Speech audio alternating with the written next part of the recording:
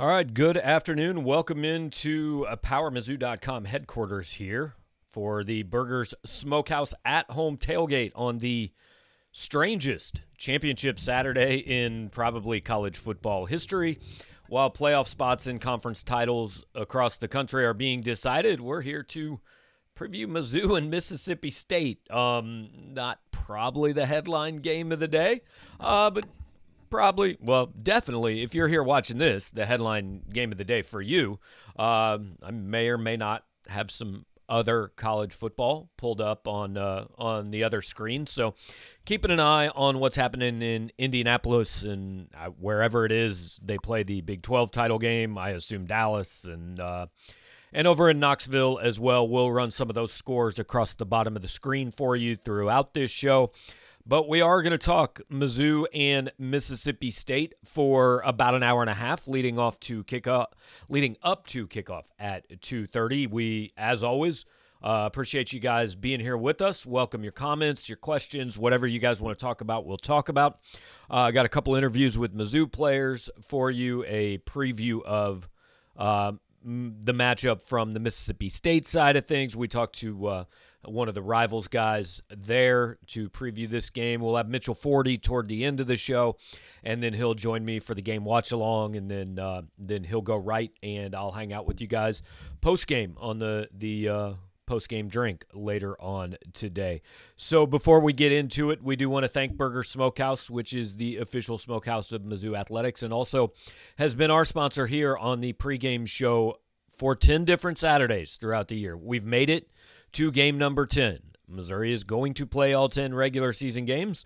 The SEC is going to play 68 out of 70. Burgers Smokehouse is family-owned and managed by the third and fourth generations of the Burgers family, located in California, Missouri. They have dry-cured meats, ham, bacon, barbecue. They have brine-cured meats, both hickory-smoked turkeys and hams. They use a natural smoke process over real wood chips, no liquid smoke, so you can taste the natural flavor. You can pick up their products online at smokehouse.com or at various grocery stores and markets across the state. Deerberg's, Schnucks, Price Chopper, Woods, C&R, Hy-Vee, Gerb's, Walmart, and Hen House. Again, they've got bacon, pulled pork, turkey, whatever you want, any meal of the day.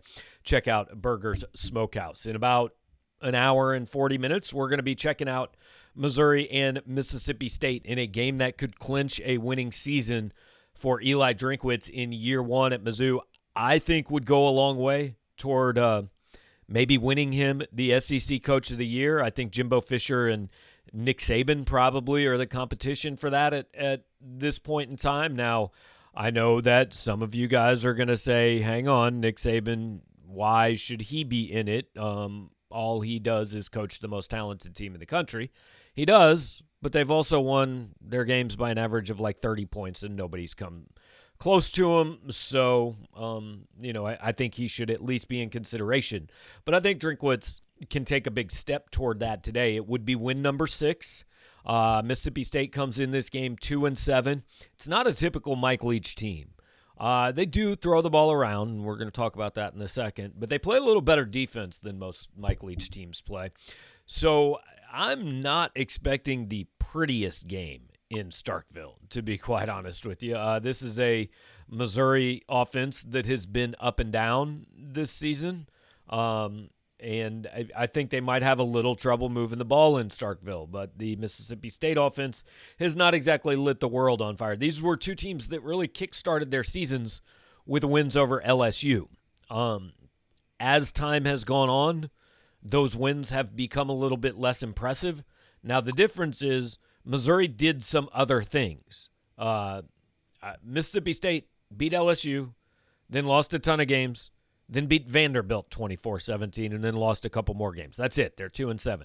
Missouri has done some other things besides just the LSU win. They beat Kentucky, beat South Carolina, beat Arkansas, and come into this game 5-4 looking to clinch a winning season. So earlier this week, Eli Drinkwitz said one of the more unbelievable things that I've heard a head football coach say. He said in his weekly press conference Well, first of all, he said that the entire defensive line was pretty much questionable for Missouri. So that's obviously not great. But then he said later on, it's probably a good thing we're playing the team we are playing because I don't think if we played somebody that just ran the football up the middle that we could hold up.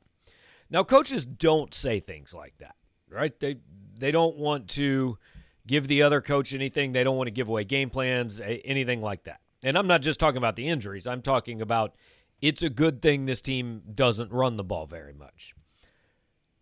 But he said it because he knows who he's facing. And he's facing Mike Leach, and Mike Leach is never, ever, ever going to change what he does. Mike Leach has one way to coach a football game and to win a football game, and if it doesn't work, he is going to get beat. That's why you've seen, I think, throughout his career, him lose to some teams he shouldn't have lost to. These numbers are the most amazing thing I've seen in college football in quite a while. Mississippi State averages 16 carries a game. It's low. It's not like the lowest you've ever seen, probably, but it's definitely low considering they run probably 65 to 70 plays a game, and they only run it on 16 of them. But more unbelievable than that, the Bulldogs average 23.2 rushing yards per game. They don't try to run, and when they do try to run, they don't do it well. That's 1.6 yards a carry. Kylan Hill was the SEC's leading returning rusher. He opted out of the season, so probably that impacted the way Leach has called plays to some extent.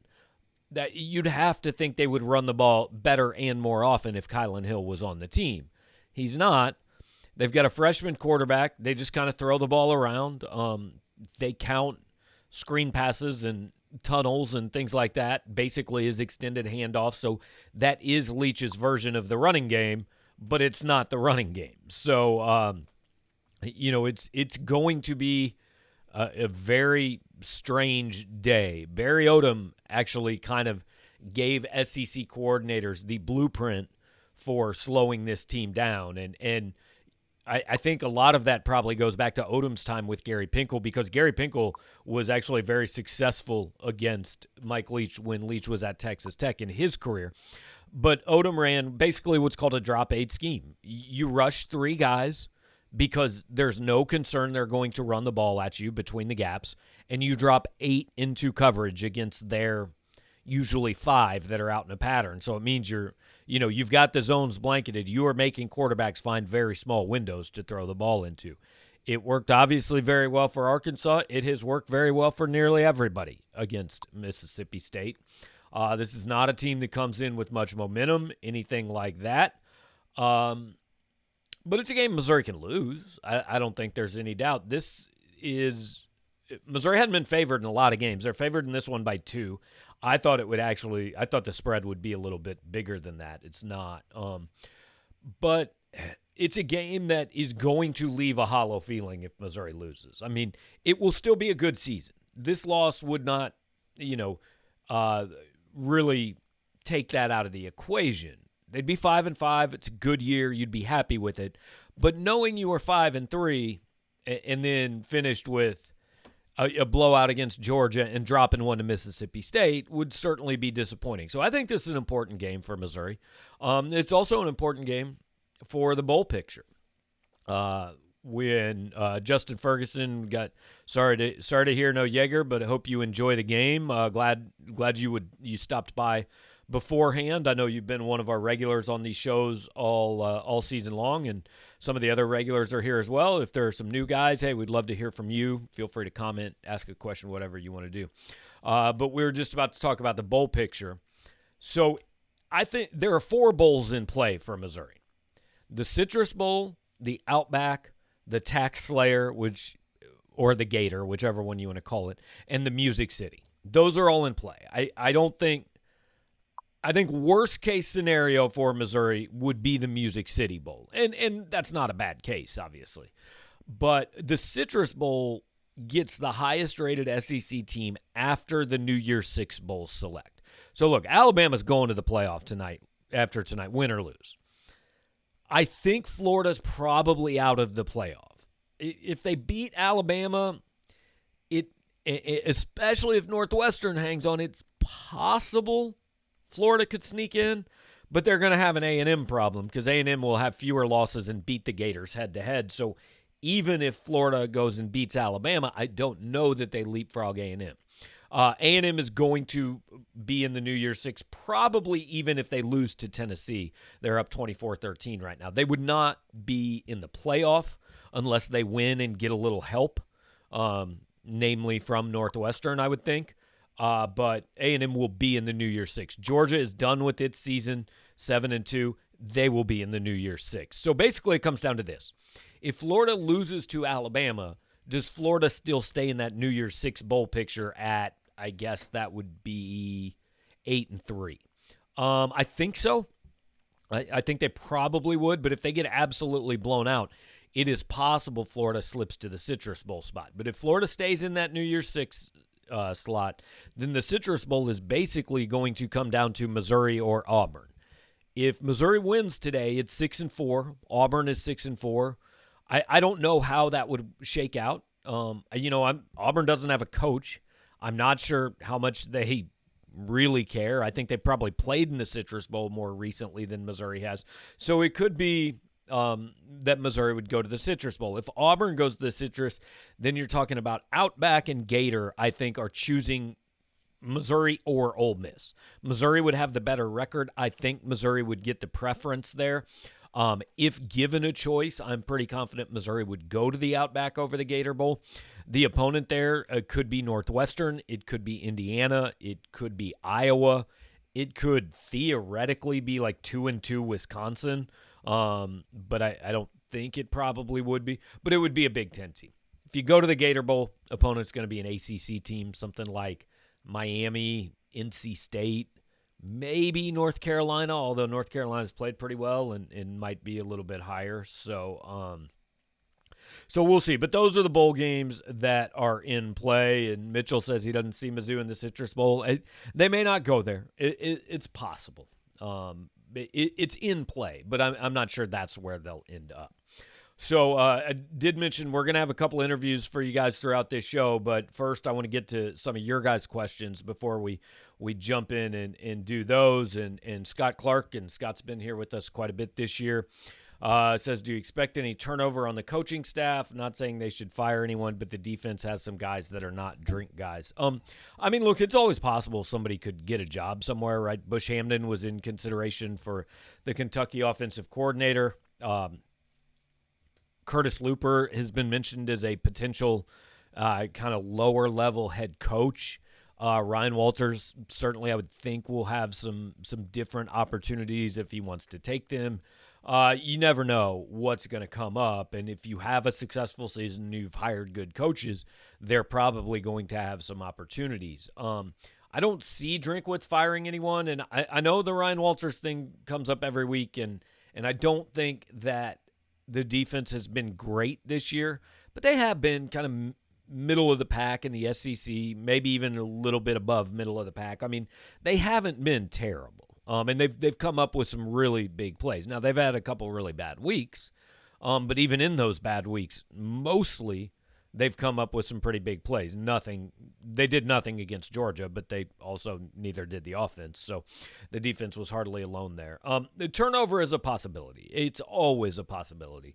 Assistant coaches are mercenaries and vagabonds and move all over. And I will not be shocked if an assistant on this staff gets a chance to go somewhere else this season, but or this offseason. We'll see as it develops. There's a 0.0% chance Notre Dame would actually turn down the playoff if fans weren't allowed, right? Cam Cameron asked. I assume I'm missing something here. I assume there's been a story that says Notre Dame might turn it down. No, Notre Dame is not turning down a playoff bid. And I think Notre Dame is in the playoff unless they just absolutely get torched tonight. Like if they lose 52-10, they might play their way out of it. But otherwise, I think Notre Dame's probably already in. Notre Dame's definitely already in if Ohio State loses. That's really the game that everyone's watching right now because the committee has proven they want to put Ohio State in the playoff. But they're not going to be able to do it if they're 5-1 with the loss to Northwestern. And so that's when you get into, Clemson, A&M, Florida, Cincinnati, Oklahoma. I don't see how Oklahoma can jump enough, but they've done dumber things. I want the scenario that gets Cincinnati in. I think it takes a lot. I think it's tough, but some of it's happening so far. Probably need A&M to lose to Tennessee for that to happen, though, and it doesn't look like that's going to happen because every time Tennessee gets a stop, they commit a defensive penalty and let A&M continue to go down. And speaking of penalties, it has come out today that Tennessee is under investigation. So we will see how that goes. Stuart is on here. Appreciate Stuart. Thanks for joining us. His boss doesn't understand that for 6+ hours on Saturdays, he needs to leave him alone. Yeah, work's tough, man. Work is tough. All right, Mitchell, don't blame Walters at all when you don't have a defensive line worth a lot due to lack of depth. It's a huge disadvantage. That's true. And look, the defensive line is going to be taking a hit today. I mean, Drinkwood said they're pretty much all questionable. Now, we are not in Starkville, obviously, so I can't tell you for sure what Missouri's defensive line looks like. I'm going to see if – I know Dave Matter is covering the game, and so he's the most likely guy to kind of know, but he doesn't appear to have tweeted from the stadium yet. So not sure what Missouri's defensive line looks like, but I think some of them will be out. Tyree Gillespie is out today. Jarvis Ware, I believe, is out today. Some guys questionable. So Missouri's going to have like 53 guys. I mean, that's reality. Mississippi State played earlier this year with 49. They don't have a lot more guys. But clearly the depth is definitely a thing. All right, Davin's with us, talking about the staff changes and Brick Haley probably staying. Okay, yeah, the last time these two teams played, Davin, it was 2015. Dak Prescott was the Mississippi State quarterback. The Bulldogs won that game 31-13. The most notable thing about that game was that Missouri scored an offensive touchdown, and it was the first time in like 5 weeks, 50-some-odd drives. And I remember being very disappointed when it happened, because that was literally all we had that season, was counting how many drives Missouri could go without actually scoring a touchdown. And once that happened, we didn't really have anything else to follow. Dan Dorr with us again, wants to know what will happen with Steve Sarkisian. I mean, I have no insight into that other than he is interviewing with Auburn tomorrow. I think it would be a pretty solid hire for Auburn. Hey, if you want to be Alabama, hire an Alabama guy, I guess. Now, it's not that simple.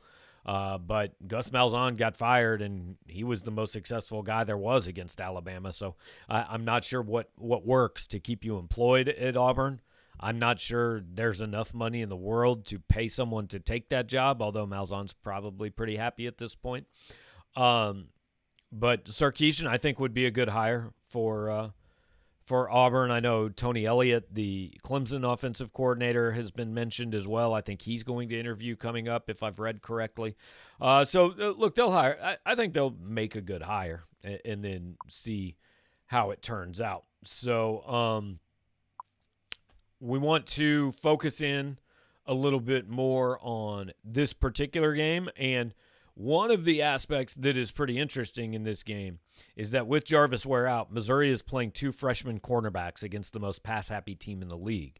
Now, they're not going to be probably in a ton of man coverage. If I'm guessing, Missouri does similar things to the other teams we've seen this year, but they are going to have a lot of responsibility. And Mitchell Forty wrote about that earlier this week, and Josh Cook, hey to you too, appreciate you being here. Mitchell Forty wrote about that earlier this week, and we actually had a chance, and I believe it was the first chance we've had this year, to talk to Ennis Rakestraw, one of those freshman cornerbacks. So we're going to play that interview for you right now. Ennis, you're obviously a freshman. I was wondering, you weren't going through the recruiting process that long ago. What makes Eli Drinkwitz, I guess, such a good recruiter? What makes him a good recruiter is, like, he doesn't make any promises. He's new to it too, but the things he preaches and what he talks about, like, that's you want to be a part of it. Like this year, like you saying, it's going all right, but he told me like it's gonna be a building process, and I trusted like his building process is gonna get us where we need to be. And his goals is like win the SEC East, and then win a bowl game, get to a bowl game, stuff like that. Like them goals can be accomplished. Like it ain't nothing too hard that you can really do it. Jack Sobel? And so you sent out a tweet around Thanksgiving about kind of missing your family for the holidays. What's been the hardest part as a player about not being able to see your family in person around the holidays, or what have you missed most? What I miss the most is my mom's cooking. You know, everybody will miss their mom cooking or something they always had year in, year out. And it's like it's a new experience for the both of us. You know, my mom, she ain't really used to me being gone. Like she ain't used to be being gone on no Thanksgiving and stuff like that. So when I woke up in the morning, I was like, dang, I'm not with my family. I ain't get to see my little sister and them. I don't get to sit at the table and tell them what I'm thankful for. But that also give you a humbling experience because you're not at home anymore. And you know, like when they constantly in your mind, they good to you and stuff like that. So that was the biggest thing, the cooking and not being able to see my people. Mitchell 40, go ahead. Ennis, I know you've played plenty this season and gotten to go up against a lot of really good receivers. Is it different at all with Jarvis being out, kind of being the quote unquote number one corner, or does your mindset not change at all? Jarvis, it's not Jarvis' first time, you know, like having to sit out a game. So I already had to do it early in the year. Like he went out on Bama, like after a little run on the sideline. So I had to travel. So you know that was week one thrown in the fire versus some great athletes, not pretty good. And then it happened once again versus Tennessee. I had to guard the Palmer dude, and then after that it was LSU. So it's been constant, you know. You're going to get some top dogs as a freshman. So it's gonna be some good that happen with it, and it's gonna be some things you learn from. So everything that happened right now is just learning experience. I mean, I watch tape after like what I give up or what I don't give up. I evaluate it, seeing that I beat myself by doing something, and that's pretty much it. Just self-inflicted mistakes that can get changed next year. You know, I don't doubt myself about it. Also, I'm playing in the SEC, one of the hardest conferences, and just to be over here and get experience and just become a better player, that's really good for me. So when Jarvis went down, I felt bad. You know, that's my big brother. When I first got here, he made sure I was straight. He was like my mentor. So when he go down, it's like, dang, I'm next man up. And he came to me. He was like, you gonna give up good and bad. I'm not gonna be there on the field or calm you down when something go wrong. He was a humbling person. So he told me I could go through adversity, and I went through adversity. But you just get up with a corner mindset, short mindset, next play. Next one's going to come from Colin O'Brien. Colin, go ahead. Ennis, you kind of mentioned it, just the fact that with this conference, it's every week. What did you take away from the Georgia game, and what are you looking forward to this week at Mississippi State? What I took from the Georgia game was they have George Pickens. You know, he's talked about. What I realized, like, you got to be on your horses with him. Like, he's a good receiver, but he's obtainable. Like, if you do everything I do, you can make plays. He's gonna make plays. Just got to get up and go around it. So, you know, that Georgia game, it humbles you too. After losing like that, if you never lost like that in high school, it humbles you. So it make you hungry. So I feel what helped me this week is taking over that L and how George caught. He got 1 out of 3 on me. He got a touchdown and then went 31. And that hurt me in a way because, like, dang, like that happened to me. And like he's a top dude, and that's the type of people you want to like try to hold to nothing, you know, try to do something about it. So what put me in this week is just going out there, playing what I can do what I can do. Know that bad things go happen occur in the game. Like I played one of the hardest positions on the field, corner.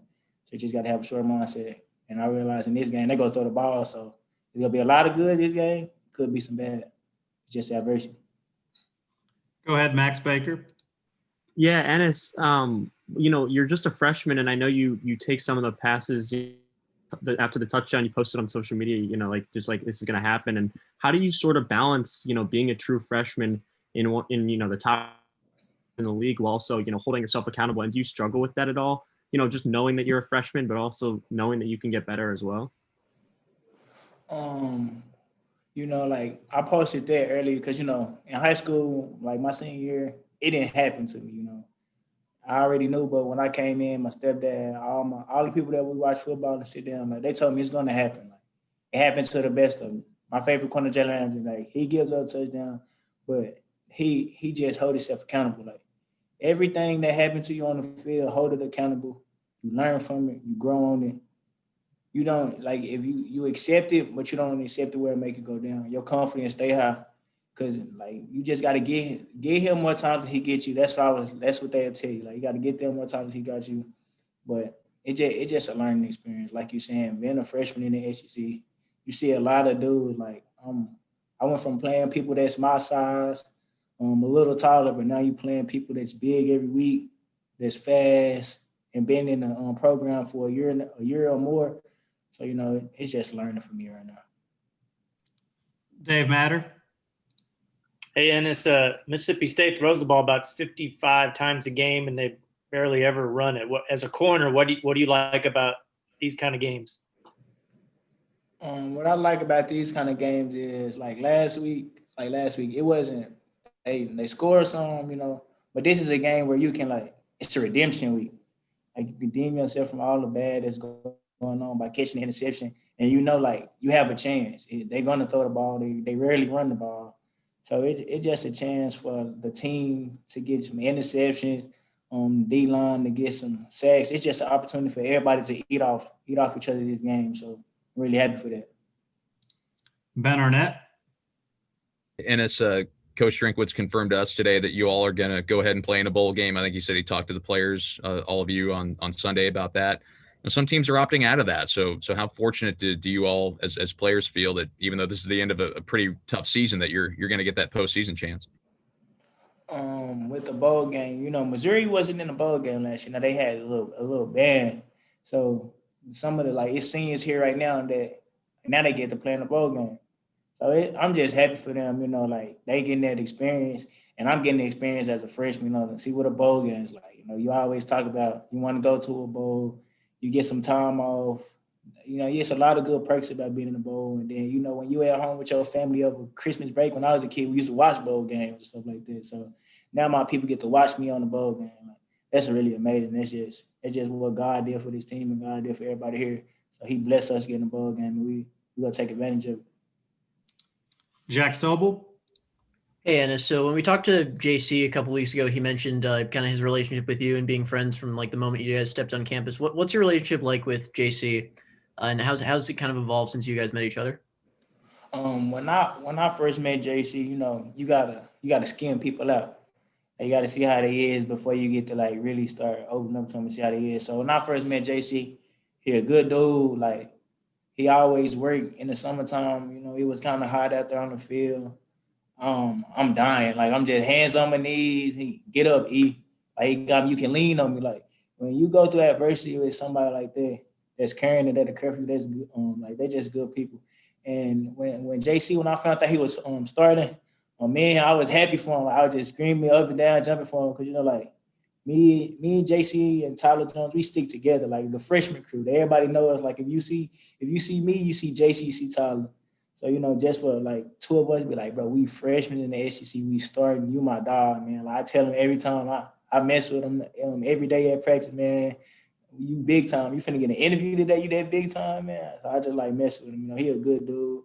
And I feel like we can be good together. If I could just follow up on that, you mentioned Tyler Jones. He and JC went to high school together. What's it been like for you kind of joining, that friend group with two people who've known each other for a long time versus you who haven't known them for as long? Since I've been here, since we together, we go through things. We go through homesickness together.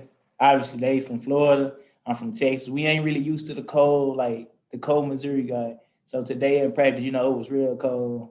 We just walking around each other bro, my hands numb. I'm bro, yeah, my hands numb. So, just being around them, it's good. Tyler Jones, them two, they obviously clicked already. So when I got with them, I can click with both of them. So it was good for us. And I steal their language. Jit, I stole that from them. And they be getting mad that I steal their language, but I don't care. They're my boys. All right, Suichi and then Gabe. And we'll close it for Ennis with that. Go ahead, Suichi. Hey, and it's just wondering, it's for you, obviously being a true freshman, this isn't, playing in a pandemic is hard, but you're kind of just experiencing college, I guess. What's kind of the past few months been like in terms of that? And has anything kind of surprised you? Since this pandemic, we haven't really been able to experience a a win. Like we experienced a win, like with the team we celebrate. We like, but parties and stuff like that, we don't get to experience that. We don't get to experience Mizzou crowd. It's a lot of stuff you don't experience. You know, you kind of scared to go places because you want to play football. You ain't trying to get contact chase. You ain't trying to get COVID. So we've been in our rooms. You know, just being on our video games. That's pretty much it. We can't interact with too many people because you know it's a chance that they can get it. You be contact trace, and your goal is to play football and try to contribute to some wins in the program. So that's a lot of stuff that's been sacrificed throughout the season.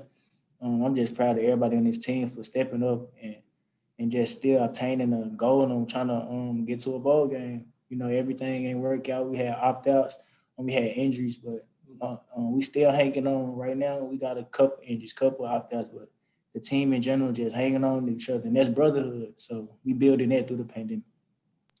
All right, last one for Gabe. Yeah, Ennis, with the signing day being tomorrow, I assume we're going to see the video of Coach Drinkwitz reacting to you like 400 times tomorrow. So what I want to know is, like, on the other end of that call, when Coach Drink's like running around and screaming and stuff, what were you doing? I was just I just signed. You know, I'm taking pictures of everybody, and I'm on my way to see some more people. Like around Dallas area, you cool with a lot of people, so I'm on my way to see some more people like sign. So I get there and everybody like, bro, you going viral. I'm just looking at them. I'm like, bro, what are y'all talking about? I committed to Missouri. I know that shocked the world, but like, bro, what you mean? He was like, bro, he showed me the video. I said, nah, bro, run that. I said, bro, replay the video, bro. And then I seen Coach Drink screaming and stuff, and he caught, like when I'm watching the video, my phone ring, it's Coach Drink now. And they all in the room and they just all screaming. I'm like, bro, I'm watching the video right now, Coach. I'm like, that boy live. Everybody retweeting it. And he was like, yeah, man, I'm just ready to get to work. And then I told him, yeah, Coach, I'm ready to get to work. Finna go run track right after this and just get ready for to come up to Missouri.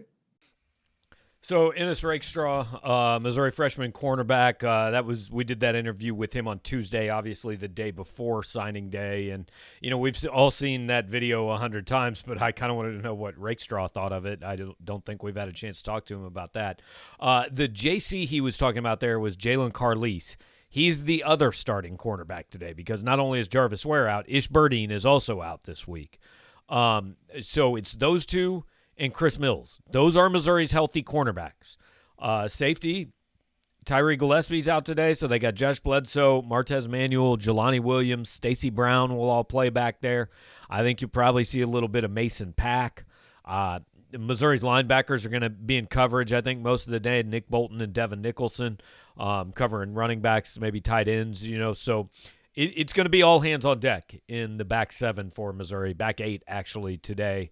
And they will certainly be tested against Mississippi State. But we'll see how they go. And Davin's asking if Gillespie got hurt against Georgia, and I honestly don't remember that.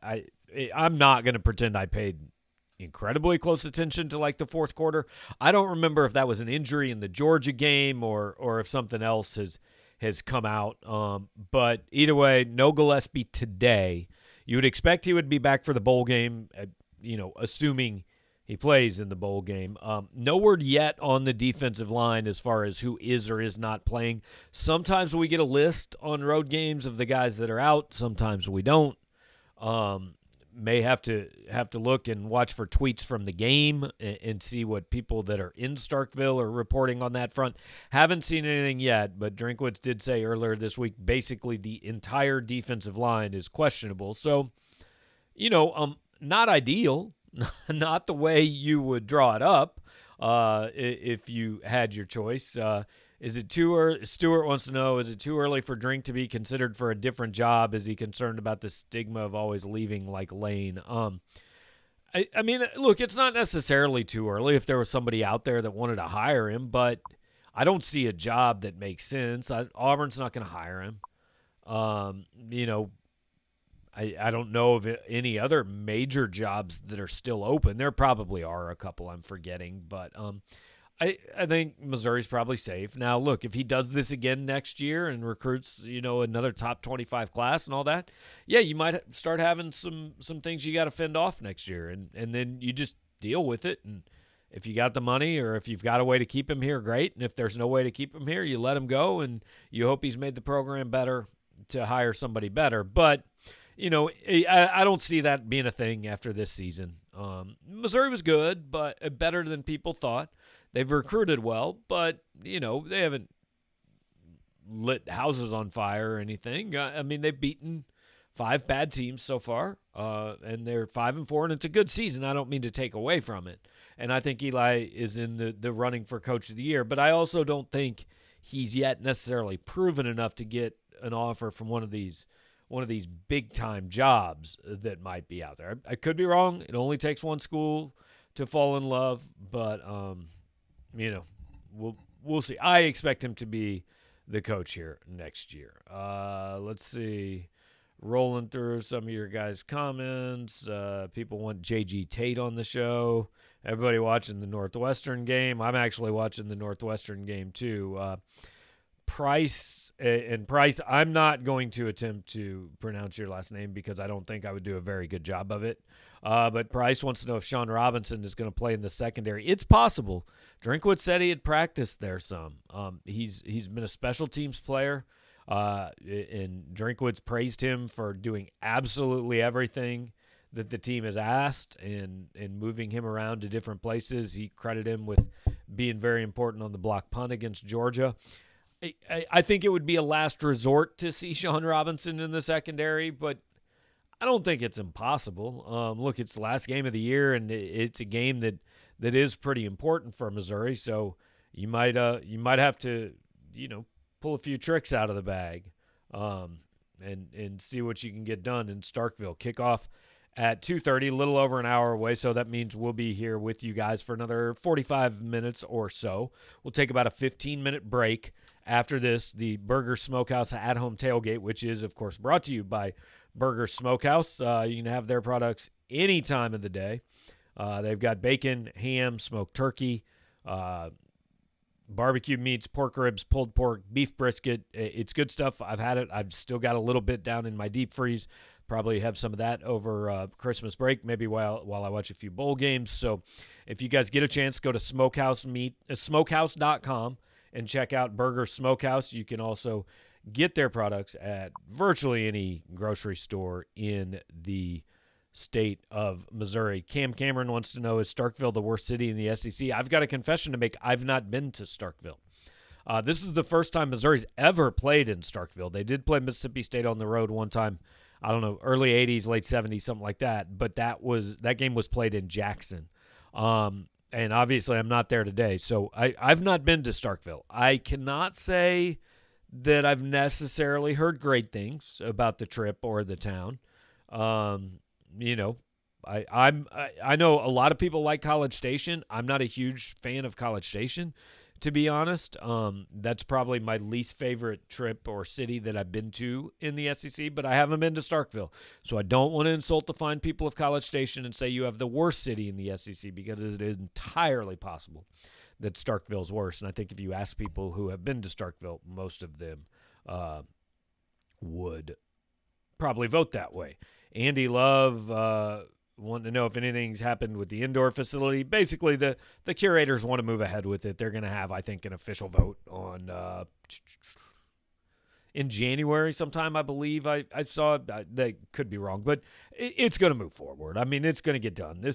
The administration here is 100% behind Eli Drinkwitz, loves what he's doing. They're going to do what they can to take care of him. And, that may not be in the form of straight finances because he's guaranteed $24 million, but, they can do other things and build him some buildings and things like that. Justin Ferguson checking in from Starkville, and he says it's not great.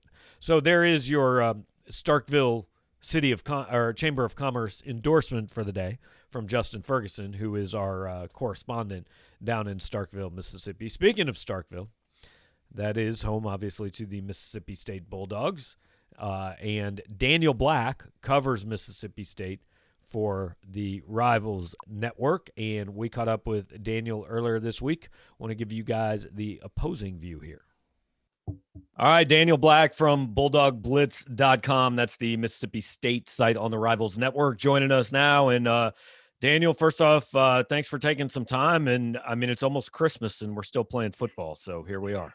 Yes, sir. It's pretty crazy. I don't usually expect football to be played about a week before Christmas unless it's a bowl game. So right here we are. Yeah, usually we're kind of getting ready for that, but so now it'll be, hey, last regular season game, Sunday bowl announcements, and then like a week later they're playing them. That's right. So first off, before we get into this game and any sort of matchups, anything like that, I got to know what it's like covering Mike Leach, because my impression is from the outside, it's pretty funny. And if you were actually there every day doing it, it might really be a huge pain. Yeah, that tends to be the case. It's kind of intimidating when you're actually covering them. This year hasn't been nearly as fun, not only because the team hasn't been great, but I think the fact that this is his first year, it's a combination of this is his first year and the fact that we're not all in person at the press conferences. He might not be super comfortable with us as an actual group. I don't know how much Mike Leach actually gets to know the media members, whether it was at Texas Tech or Washington State or now at Mississippi State. But I think a lot of the questions asked to Mike Leach so far this year has been sort of strictly football. And I think it's just a combination of all the different factors that 2020 has thrown in. But as time goes on and maybe as the team maybe gets better down the road, I think maybe questions like what's his favorite Halloween candy or what's his favorite TV show or anything like that might be asked. Right. Mike Leach is great talking about anything but football. I'm not sure I've honestly ever actually heard him talk about football. So, so this team is, I mean, it's 2-7. They started out and they beat LSU week 1 and everybody goes, oh my God. Right. Well, even when Missouri beat LSU in week 3, people were still thinking this is a huge win. We have since found out LSU is not exactly LSU, not that either team should apologize for that win, but then Mississippi State obviously struggled for a while. His bounced back and played a little bit better lately. So look, we all understand it's a rebuild, but where is this team and this program in that rebuild? I mean, is this ground floor 3 years to being competitive, or is this, hey, Mike Leach was brought in to make this thing competitive pretty quickly? Well, it's a combination of both. And I think the Mississippi State fan base is sort of in an identity crisis right now because while State wasn't great last year, they were still pretty good. They went 6-6, made it to a bowl game. And they've been to a bowl game for 10 straight years now. And, who knows what the bowl situation is going to be like this year. But even if State loses on Saturday and goes 2-8, there's State's going to extend that streak to 11 straight years just because of how the bowl situation works.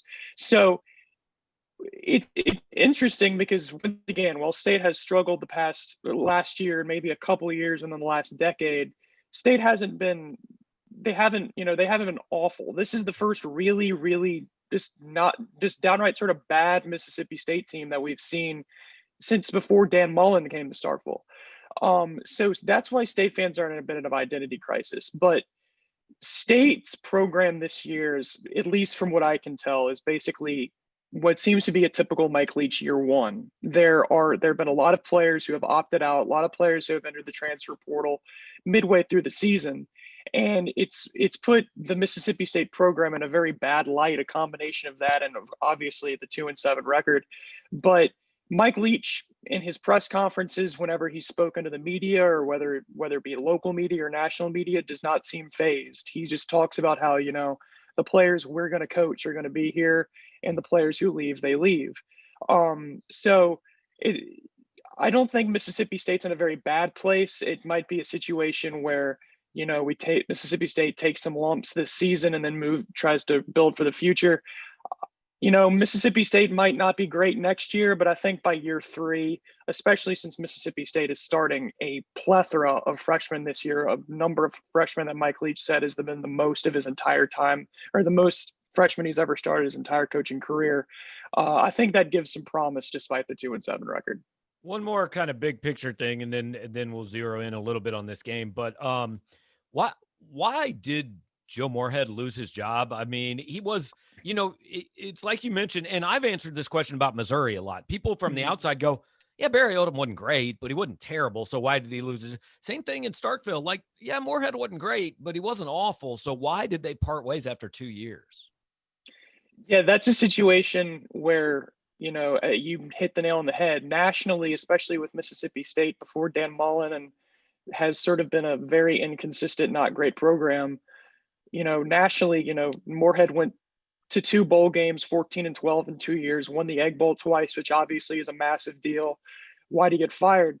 Well, it's a big difference between Dan Mullen and Joe Moorhead. And obviously Dan Mullen is a really good coach. So I don't think State people really expect their next coach to be Dan Mullen or anything like that.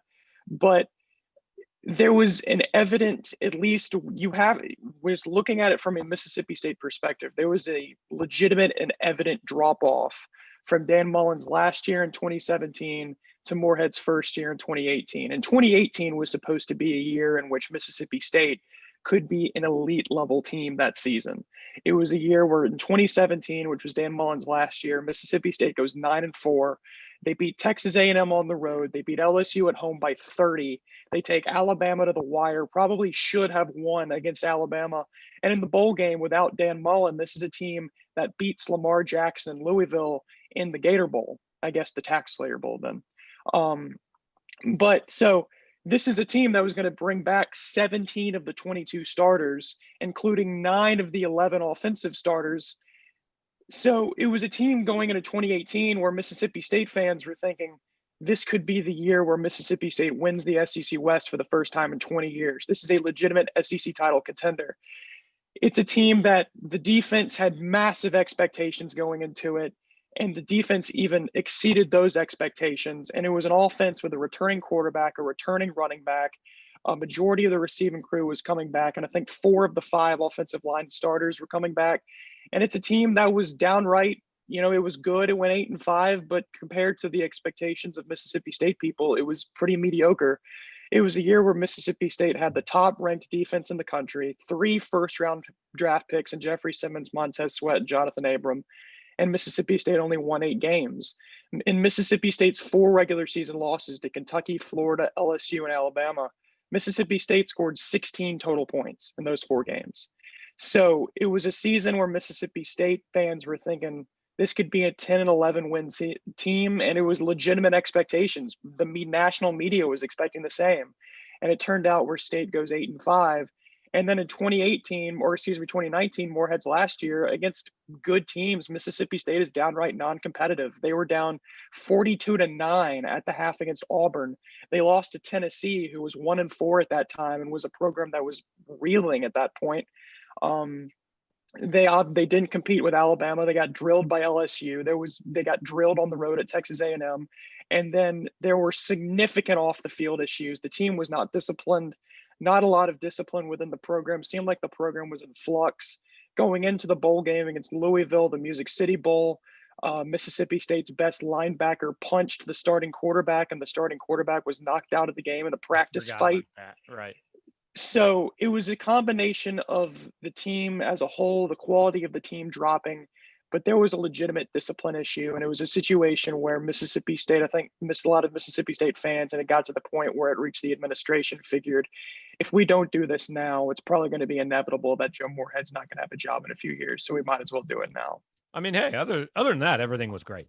Yes, exactly. So this weekend is an interesting game. Look, the numbers are what they are. Mississippi State played a game with 49 guys. One time, Missouri played, I think, with 50 at one point, and actually won the week they did that. So we understand this year is weird, but it was pretty interesting. In Eli Drinkwitz's press conference this week, he said at one point, basically the entire defensive line is questionable for this game. And then he said, one of the more amazing things I've ever heard a coach say, because you don't hear coaches say things like this because they never want to give anybody anything away, right? So he said, it's probably a good thing we're playing the team we're playing this week, because if we played a team that lined up and ran the ball a lot, I don't know if we could survive.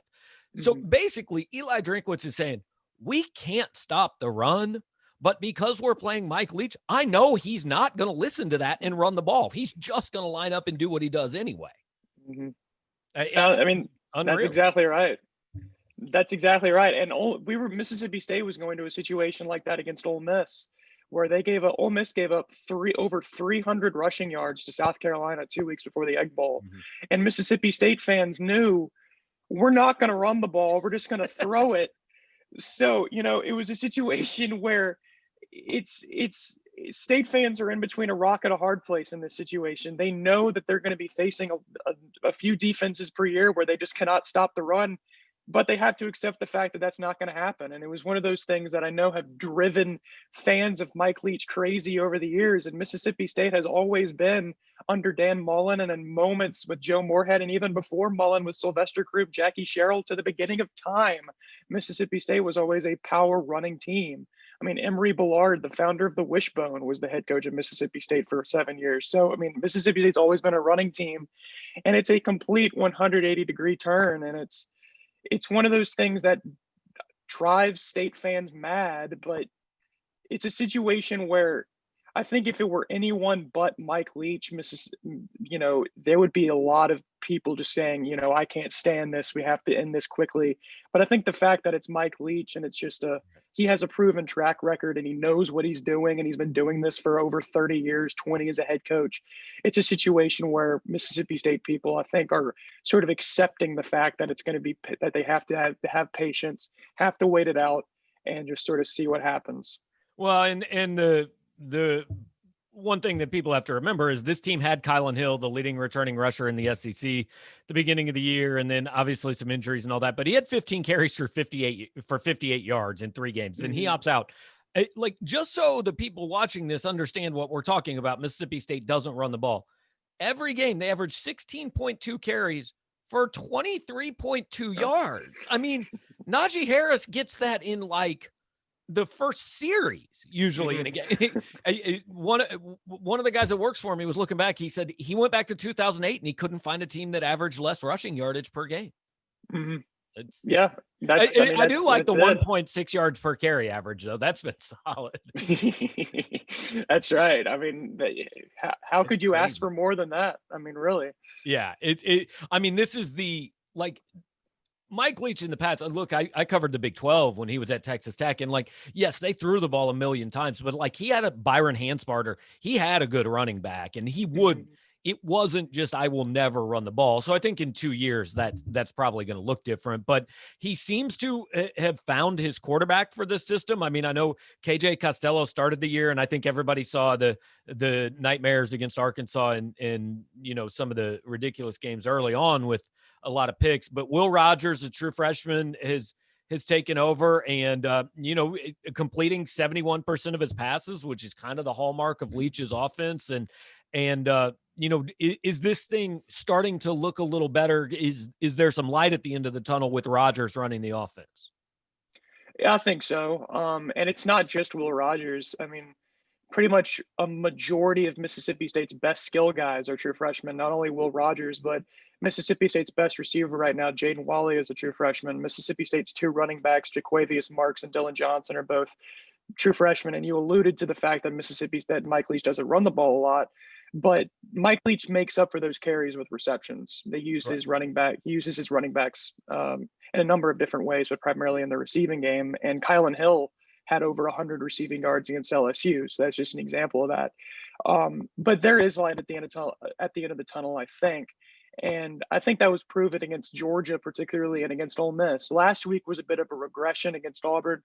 But I mean, Auburn has a solid defense, and Kevin Steele is someone who has experience against the air raid. So it's not like, it's not like Mississippi State was expecting to light Auburn on fire or anything. Right. But against Georgia, Georgia's a very good defense. It's Kirby Smart. They're always going to have a really good defense. And Mississippi State was able to move the ball against them extremely well, put up 24 points against them, took them down to the wire into the 4th quarter. And it got to a situation where Mississippi State's defense was just gassed and State lost by a touchdown. Against Ole Miss, now, while Ole Miss is not a defensive juggernaut, they're just not good on defense at all. It's good that it's good that they were still able to move the ball. I mean, before the Georgia game, State was, they scored 2 points against Kentucky. They weren't able to score against Alabama. They struggled against Vanderbilt, only put up 24 points against them. So I think the fact that Mississippi State's been able to show some pulse on the offensive side of the ball recently and had solid showings against Georgia and Ole Miss, I think it proved that Will Rogers might be the guy, especially this year, but particularly in the future. All right, so wait, just flip real quick to the other side of the ball because, look, if you talk about a Mike Leach team, it has to be like 85% offense, 15% defense. But this defense actually, I mean, they're not, it's not dominant, but it is kind of middle of the national rankings in scoring defense and total defense, which usually if you give Mike Leach that defense, like he's going to win a whole lot of games. What do they do well on that side of the ball? Well, it starts up front. Mississippi State's done a very good job stopping the run. They only allowed 8 rushing yards against Georgia, which I would love to know the last time that happened. Well, just for context, Georgia only ran for 316 last week against Missouri. So exactly. 8, 316 doesn't seem like a massive difference to me. Right. But yeah, it starts up front. Mississippi State has a very good defensive line, a really good linebacking crew, and it's a defense. Mississippi State runs the 3-3-5 with Zach Arnett, the first-year defensive coordinator, who came from San Diego State, was a Rocky Long disciple. And of course, the 3-3-5 is a defense that Mississippi State fans, at least who were State fans 18 years ago, were familiar with Jolie Dunn. But it's a defense that is very linebacker friendly, and that's Mississippi State's strength on the defense, with guys like Errol Thompson and Aaron Brule and Kobe Jones, who are 3 of Mississippi State's defensive players. I would say if you rank the top 5 defensive players on Mississippi State's team, 3 or 4 of them are going to be linebackers. And it's also the most experienced part of Mississippi State's defense. So that's Mississippi State's strength, is stopping the run. The secondary has some room left to grow. It definitely has some parts to be desired. But that's also because a lot of Mississippi State's defensive backs have opted out this season. Guys like Fred Peters at safety and Marcus Murphy at cornerback, 2 of Mississippi State's best defensive players, both opted out this year. And it's left players like Landon Guidry, who was a walk-on coming into the season, getting significant playing time at safety and against Ole Miss on both of their 2 deep defensive both of their long passing touchdowns were against Landon Guidry, this walk-on safety. So Mississippi State has some holes on defense, but they've done an extraordinary job. While they're only middle of the pack, this could be a defense, in my opinion, with almost any other defensive coordinator who could rank bottom tier in the SEC. But I think Mike Leach has really found a diamond in the rough with Zach Arnett. Mississippi State just signed them to a contract extension because I know that there's going to be a number of schools, maybe like LSU and Florida, looking for DCs. So State wanted to lock him in for at least next year. So that's been the strength this season, is the defense, particularly up front in the running game. All right, well, Daniel, appreciate your time, man. 2:30 on Saturday, regular season finale in Starkville. So I don't know, we'll be tuning in, man. Appreciate your time talking about Mississippi State. Yes, sir. Thank you for having me. All right, that was Daniel Black. He covers Mississippi State for BulldogBlitz.com. That's our Mississippi State site, so you can check out their view of things today and tomorrow over there if you would like to. While that interview was running, Davin actually brought up an interesting point here. He says, has anyone brought up how – I didn't mean to sound so surprised, Davin. I'm sure you bring up interesting points all the time. I just noticed this one, and I hadn't really thought of it. Has anyone brought up how David Gibbs might know how to stop a Texas Tech-type offense? We haven't talked about it a lot. Now, Gibbs was the Texas Tech defensive coordinator. It was under Cliff Kingsbury, not under Mike Leach, but those are obviously very similar systems. Cliff Kingsbury played quarterback for Mike Leach and pretty much runs his offense. I'm sure he's changed some things and made some tweaks to it because, you almost have to, especially once you go to the NFL.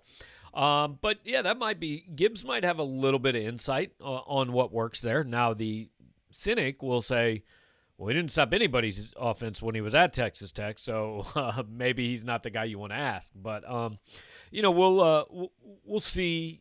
I don't see this as a game going into, like, the 30s or the 40s, to be quite honest. It would surprise me.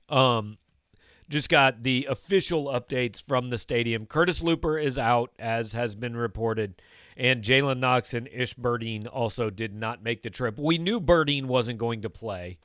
We talked about that earlier in the show. We weren't sure on Knox, but he's not there either. So, that obviously the receiving core is a little bit, I guess, depleted would be a good way to put it. Maybe we see a little bit more Boo Smith in this game.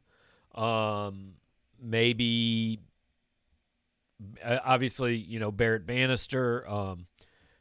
Maybe you see Chance Looper. I'm sorry. I always have to think between him and Curtis. It always takes me a minute. But Chance Looper, he could get some opportunities. And Patrick's wanting to know, based on the analysis of the Mississippi State guy, how does Mizzou attack the defense? I think Connor Bazelak's going to have to make some plays in this game. You're going to have to loosen him up and throw the football because Missouri has run the ball very well at times, but against the better run defenses it's played, Missouri really hasn't done a lot. So that'll be something to watch. I don't think you can just line up and try to run the ball 47 times and play keep away from Mike Leach and the offense. I think you're going to have to make some plays through the air. So it'll be interesting to see what Missouri does on that front. Patrick Aarons wants to see Micah Wilson. Yeah, that's a guy you could see out there, certainly. They got a lot of bodies at wide receiver. Now, I'm not sure they've got a lot that have exactly the attributes that Jalen Knox brings, but they do have bodies. I think you'd like to see a little bit more Tyler Beatty maybe split out, and doing some things. That's not a thing we've seen a whole lot this year.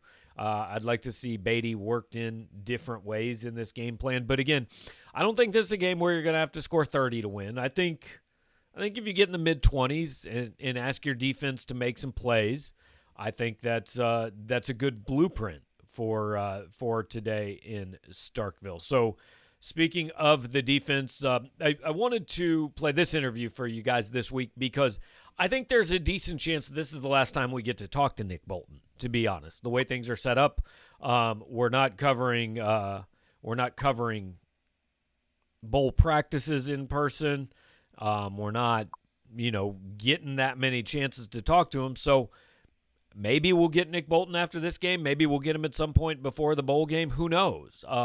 And maybe he'll come back. He hasn't said he's not coming back. But point being, I think there's at least a 51% chance this is the last regular season game Nick Bolton plays for Missouri. I don't think it's impossible it's the last game he plays, period, because we'll see what happens with the bowl game. He doesn't seem like a guy who would opt out, but if he's a pretty sure first-round draft pick, it's certainly possible. Anyway, point being, there's not going to be many more chances to hear from Missouri's All-American linebacker, so we want to let you hear from him. Nick, to see the news of being a finalist for the Butkus Award, what does that mean to you to maybe be named the best linebacker in America? Just a testament to our defense as a whole. Those guys take up blocks up front. Everybody else does their responsibility to the best of their ability. And so just being among those finalists is a blessing from God. I wouldn't be able to do it without my teammates here, Coach Walt, Coach Dream, Coach DJ. So just a testament to all the hard work those guys put in and put me in position to make plays. Max? Yeah, Nick, I know you said you weren't going to make a decision about the draft yet, but I was wondering if you had considered if you were still considering playing in the bowl game, should Missouri get selected, later this week? Yeah, my main focus is just Mississippi State. Trying to be 1-0 this week. We're trying to find a winning season here. A lot of people kind of just have a worse record than we have right now, but the main goal is trying to have finish 6-4, have a winning season for our seniors, and give them a bowl game if possible. Andrew Kaufman, go ahead. Hey, Nick, just how challenging has this season been with the lack of scholarship players, all the injuries, the opt-outs, everything, and 10 SEC games? It's just been a long schedule with the extended buys. Some games getting canceled, rescheduled, but overall, we just got to come out there and just compete with who we have on schedule. On roster. Just come out and compete with those guys. Those guys put in equal amount of work as everybody else, and so just kind of build confidence with those guys. We have on our roster, and so I just go out there, just try to execute, just try to play. Scholarship players or not, or lack of, just come out there, execute, and trying to help our team win at the end of the day. Dave Matter. Hey, Nick, what's this transition like going from Georgia 1 week to Mississippi State the next week? Completely different styles. What are some of the challenges against this offense? Just on first down, I have to throw the ball a lot, so it's easy to get the 4-yard gain on first down. So we're trying to win first down, trying to set us up for the rest of the downs. We weren't good on first down last week, and so we just got to find a way to get stops when we can on first down, force them second and long, and third and long, and hopefully get after the quarterback a little bit. So just kind of win first down. We've got to tackle line space and force the quarterback to make tough throws. Next one's going to come from Mitchell. Nick, you all have now 2 true freshmen starting at the 2 corner spots. I'm curious, what have you seen from them, and I guess do they act like freshmen, or do you all kind of forget that they're both in their first year in college? Yeah, it's kind of hard to think those 2 guys are freshmen. They came in with the mindset they wanted to play early. They've been putting in work since fall camp, and the extended time we had, and so they gained trust throughout the coaching staff and throughout the players, and so I have full faith that they can come out there and execute at a high level. Those guys are putting in countless hours of trying to get better, trying to improve themselves, trying to help us win at the end of the day. And so I got confidence in those guys to come out there and execute at a high level, and they're going to give us a chance to win. Jack Sobel. Nick, I know the run defense struggled in the last couple games against Arkansas and Georgia. Obviously, this week you're going up against a team that barely runs the ball at all. But what's kind of been your message, both your message and the coach's message to the team about kind of improving the run D this week? They don't really run the ball that often. So it's on first down. They like the 4-yard gains, get the ball to the playmakers down in space and try to get 3 or 4 yards. And so it pertains to run defense, they don't really run the ball that often. They got a couple toss plays, a couple inside zones. They have to run every once in a while. But other than that, we got to come out there, got to get good eyes in zone, get some hands on some balls, and hopefully come out with a couple turnovers. Gabe DeArmond. Yeah, Nick, with Mississippi State's offense, I mean, as the guy who kind of has to make sure everybody's in place and get everything lined up, how different is this week from any other week you've played because of the offense they do run? Yeah, just in terms of defensive-wise, like I said, they don't run the ball that often. Just try to get a couple outside zone, a couple toss plays. So I just get everybody lined up and trying to get good eyes on receivers, zone coverage, eyes on the quarterback. That's really the biggest thing. The coach has been preaching it all week. Make sure we got good depth in our zones, proper alignment and stuff like that to help us out. But other than that, it's up to everybody else to kind of execute their assignments. We get everybody lined up. We get the call. It's just about executing from there. Suichi. Nick, Coach Walters told us last week you guys kind of had a candid conversation after the Arkansas game. I'm just curious, was there anything like that after the Georgia game? And where's the defense kind of at from your perspective? From my perspective, we're trying to go on 1-0. Just trying to win this week. Nobody really cares about the other 9 weeks. Win, loss, or indifferent. It's all about this week. Nobody cares about Missouri being 5-5. Everybody wants to win the season. That's for our coaches and our teammates, our seniors especially. And so that's just our mindset. Everything we did in the past, like I said, is win, loss, or indifferent.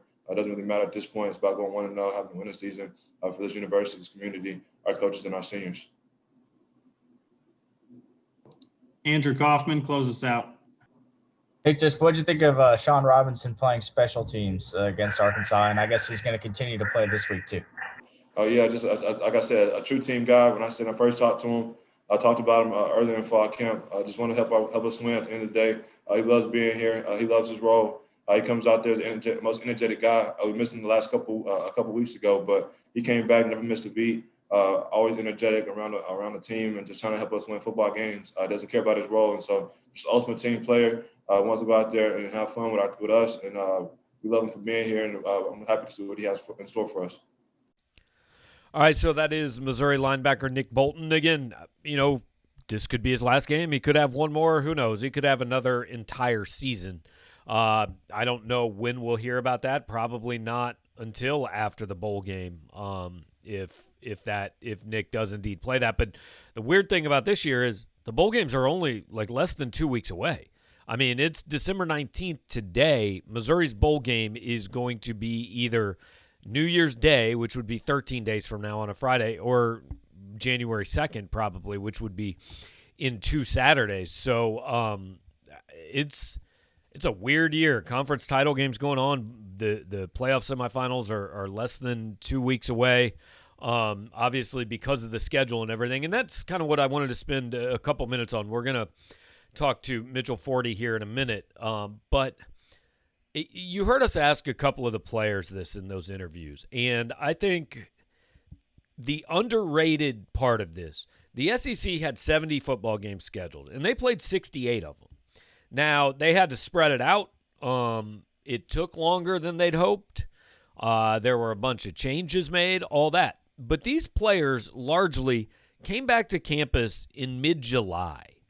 So you're talking about 5 to 5.5 full months of practices and not being college students, and like Ennis Rakestraw said, mostly hanging out in their dorms playing, or their apartments playing video games. I mean, the coaches are making $4 million. I'm not going to feel particularly bad for the coaches. The administration and, these schools are cashing in with the $43 million TV paydays. They're going to get pretty much all of that because they provided pretty much all of the inventory. Yeah, the players like to play football, and that's cool. But like the ones that go to a bowl game, you're talking about 6 months now. Not going home for Thanksgiving. Not going home for Christmas.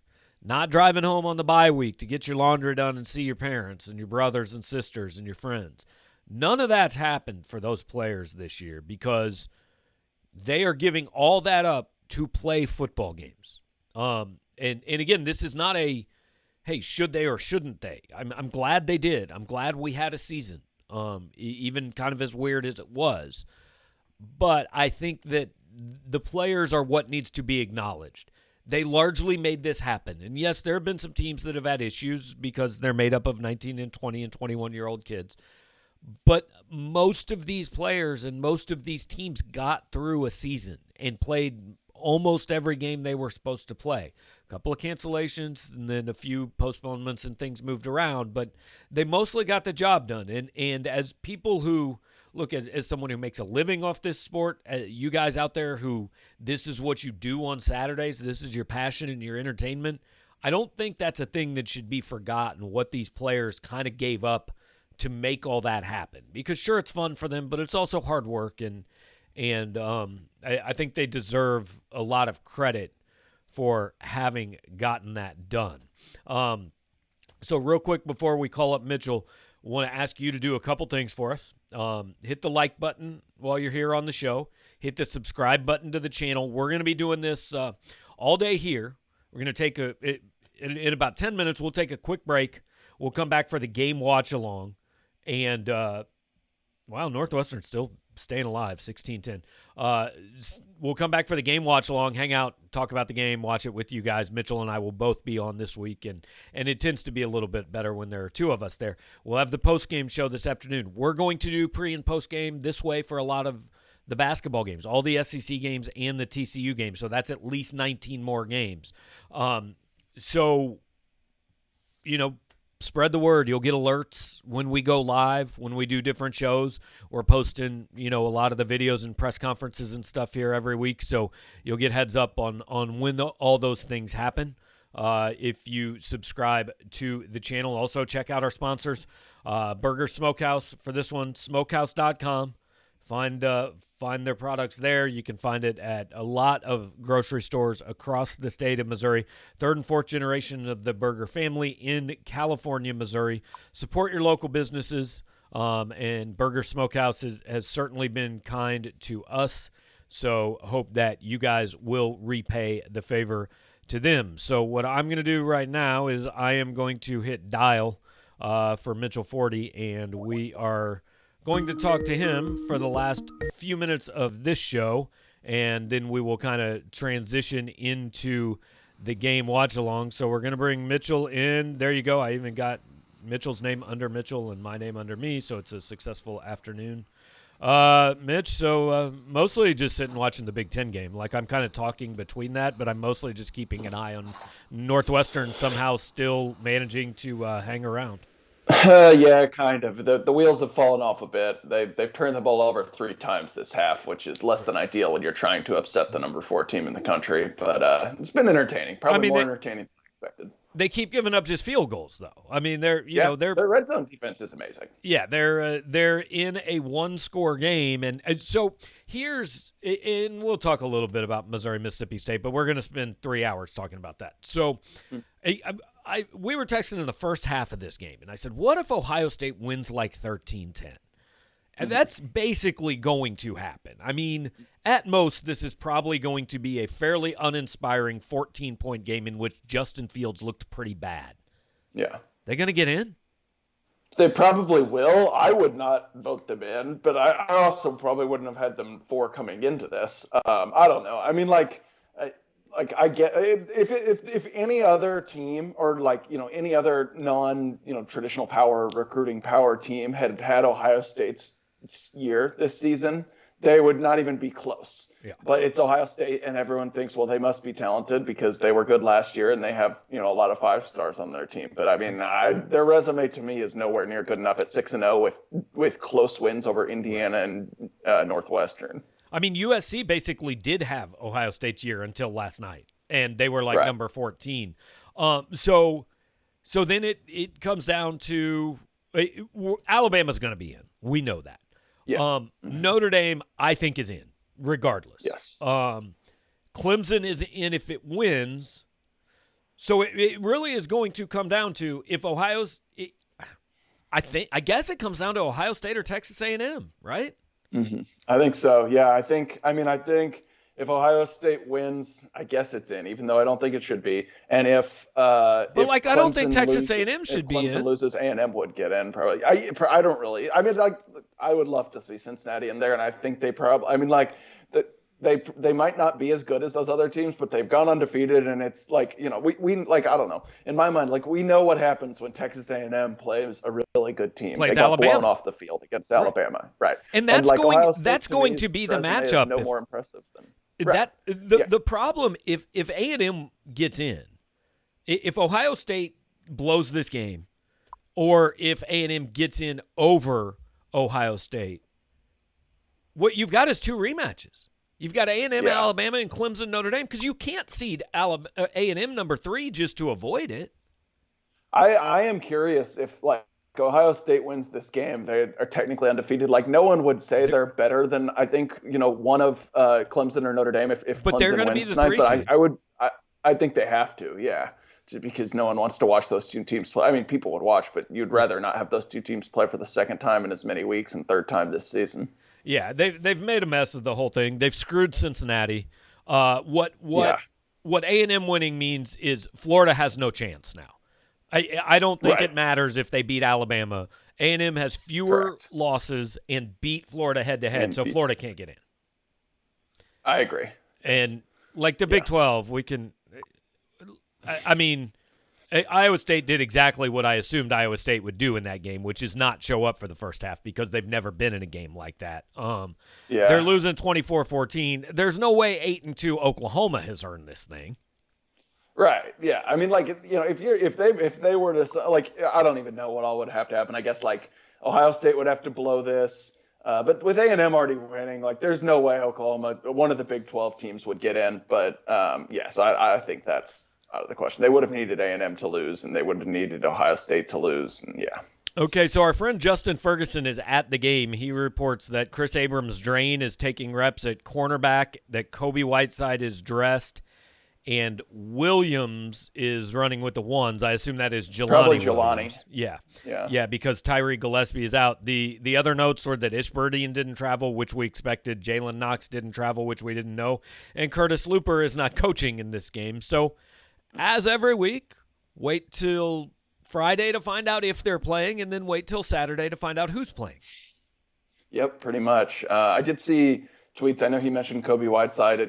Eli Drinkwitz said this week that the whole D-line was questionable. I think it was Whiteside, Utzi, Chris Turner, Jeff Coate, maybe Hansford, that were all banged up. And apparently all of those guys are there and dressed. So that's, I guess, good sign. We have seen them travel, guys who are only available in emergencies already this season, but I mean, at least, I don't know, that's better than none of them being there. Look, I think it's a damn emergency when your whole defensive line is questionable. So I didn't actually see what you picked for a final score in this game. I mean, what do you see kind of going down? Yeah, I think it's I'm kind of torn, right? Because on one hand, I think it's two offenses that are a little iffy, especially like Mississippi State's defense isn't bad. And if they can stop the run, which they've done successfully this season, I think, Missouri might struggle to sustain drives. But also at the same time, I wanted it to be just to pick it to be just a totally ugly slog. But then I was like, well, I feel like Missouri's defense is banged up enough that Mississippi State's gonna find the end zone like once or twice. I feel like they're gonna probably be able to hit a big play or two.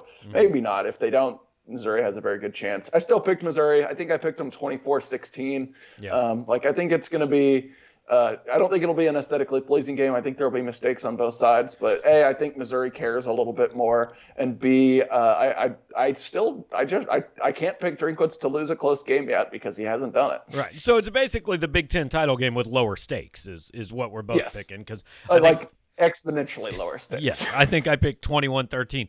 Justin says he's still hunting for Sean Robinson. Justin, we do want to let you know Sean Robinson now wears number 12, so that may impact your ability to find him if you're out there looking. That was why it was hard to find him last week. Yeah. I feel bad for Mason Pack. Drinkwitz gave Sean Robinson credit for Mason Pack's block punt. I felt like Mason Pack had a lot to do with that play.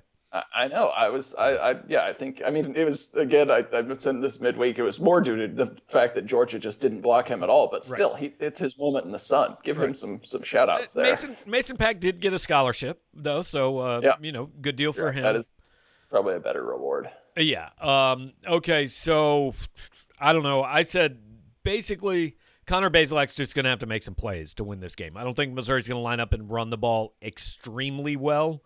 So Connor Bazelak's going to have to make some plays, and Missouri is going to – Nick Bolton said it in the interview we played a few minutes ago. The key against this offense is winning first down. If you can get an incomplete pass on first down and put them in 2nd and 10, you're in decent shape. If they're completing these little swing passes and tunnel screens and stuff like that and for 4 yards on first down, then they're going to do that again on 2nd down, and then you're in 3rd and 2, and you're in trouble. Yeah. I think people a lot of times don't, just assume like, oh, it's Mike Leach, they throw every play. They're like throwing deep a ton, but actually they don't throw downfield hardly at all. They're very much a spread you out, dink and dunk type of passing attack. So yeah, Drinkwitz mentioned that tackling will be a big key, and if you can get some of these stops on the early downs, and I mean like Mississippi State's running backs and guys they're throwing to are nowhere near the caliber of James Cook or that Georgia tight end. But they were tough matchups for Missouri's linebackers and Martez Manuel last week. So those, you'd want those guys to fare a little bit better. Yeah. And I think that the key matchup, if I can boil one down, I think is Missouri's linebackers in coverage. I want to see what Nick Bolton and Devin Nicholson, I think they're both actually pretty good in coverage. And so I think that's something that Missouri could do well, but they're going to be in coverage a whole lot more than they're going to be running up toward the line of scrimmage trying to stop a running back. Mm-hmm. Yep, for sure. And like you said, not something we've seen, super extensively this season. So. Yeah, Davin wants to know who the Mississippi State rivals guy picked. I don't usually ask the opposing media for predictions, especially because I do those interviews a lot of times on Wednesday and Thursday, and so much changes between then and Saturday. I just went to their site, and they don't appear to have a predictions column up. I'm a little disappointed. Northwestern is punting from the Ohio State 41-yard line, but whatever. Yeah. Okay, so this seems like a good place to finish it. Breakfast King of Loyola nominates Dan Mullen and Mike Leach with the most punchable faces of the SEC. I mean, Dan Mullen is far and away number one.